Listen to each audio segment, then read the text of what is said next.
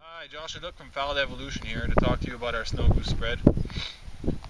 Today we run three types of decoys primarily. We have a fourth type also, hardcore first generations, that we don't have out right now. Just the reason being that they're almost impossible to buy in our area. They've stopped producing them. There's a second generation out now. It's a two-piece set, and we don't really run it. So I'm going to talk to you today about the Avery full body, the Dakota decoy full body, and the Avery 5/8. Obviously the Avery 5/8 is a little bit high today because the ground's frozen, but it works well. It's a good alternative to a full body.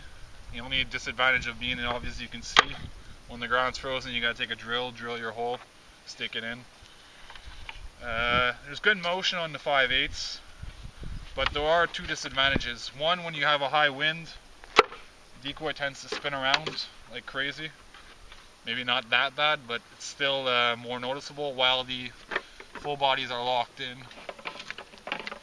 And the other disadvantage is the stakes are black at 4 in the morning when you're putting out 400 or 500 of these bad boys.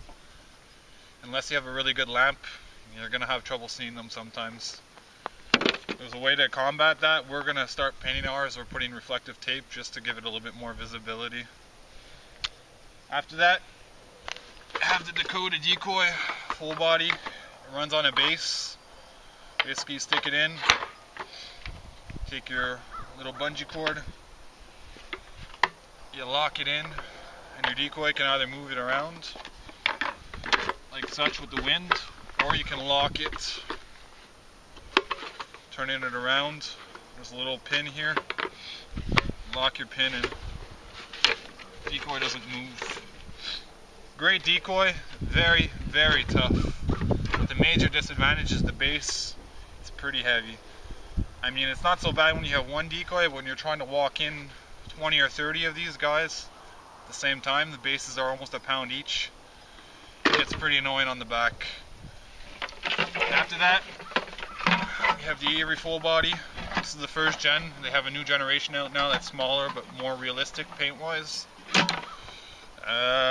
We usually run them on stakes, but ground's frozen, so we decided to bust out a base today.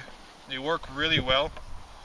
We here at Fouled Evolution prefer to run full bodies and shells compared to a lot of people that run silo socks, just because we've found that the geese, especially in the spring, are very hard to decoy, and we want every single advantage that we have in our corner, and that's why we use full bodies. We find them a lot more realistic. Before we decided to pony up the cash and buy full bodies, we ran silo socks, 400 or 500 of them, and we just didn't have the results that we have with full bodies. They're more expensive, they take up more space, but if you want to kill more snow geese, we recommend at least go with 5/8, but preferably go with full bodies. This has been Josh Look for FouledEvolution.com. See you again soon.